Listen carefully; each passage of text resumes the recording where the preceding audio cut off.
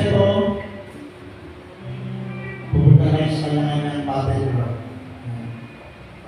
Yung reality, gawin mo ako. Nawa yung napakingin nyo dito, maraming ko doon sa battleground. Niniwala tayo na makakataon kayo sa mga. Tama tayo ng last prayer. That means once only. May tutuloy daw na isa yung makpak. Saan yung makpak niya? Tutuloy na doon ba siya ng iba?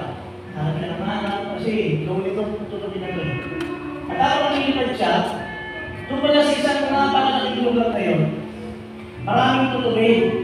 At ang tutuloy na yun, isa lang ang gawin nila. Makaakyat doon sa pinakatuktok ng bundok.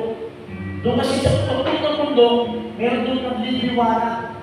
Lahat ng tutuloy na natin umakyat doon. Akyat. Pero wala nakakapunta.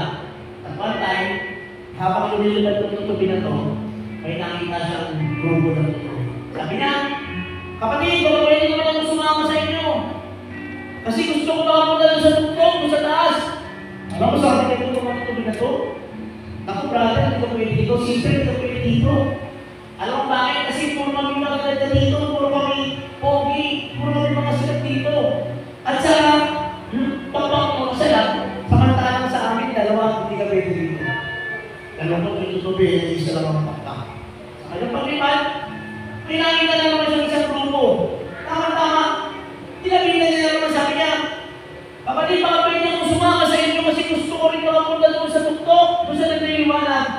Sabi nga itong mga tutuloy na ito, mga kapatid, hindi na rin pwede dito. Kasi mga puro kami magtatalino dito, puro kami mga brilliant dito, puro kami mga galit dito. Pangalawa, lahat ng papak namin dito, dalawa. Pero yung papak mo, isa lang na hindi kami dito. Alam mo, ganun po itong tutuloy na ito, naging isa lang papak. Sa kanyang paglipad, ay lumapit sa kanya. Isang tutuloy na isa rin ang papak. Sabi niya itong tutuloy na ito, isa rin ang papak. Kapatid, baka pwede nang sumama sa grupo namin. Doon sa pinanisang puso. Sabi niya, bakit? Kasi gusto namin makalating doon sa tuktok doon sa nagliliwanag. Nagkaroon na yung tutuloy na ito, na isa lang ang pakpak. Sabi niya, bayan na siguro, no? Kung yung mga tutuloy na yung dalawang pakpak, hindi makalating doon. Tayo pa kaya na yung isa lang ang pakpak. Sabi niya, halika, sumama ka sa amin. Punta tayo sa grupo. Alam mo, nakinulit ka? Pagtingin niya doon sa grupo ng pinagsa, lahat doon, puro tutuloy na isa lang ang pakpak. Pero pinamalit ang mga taga-pinagsa, nagkapit-tapit sila ng mga. At sabay-sabay nilang pinagasta sa kanyang mga pakpak. At sabay-sabay sila nakapit doon sa pagkakalimutan. My dear brother and sister, palagi natin din at lagi natin lalakanin. Sa paglampay natin sa buhay, isa lang ang pakpak natin. Kaya para tayong makalipad, kailangan natin ng makakatuwa na pakpak.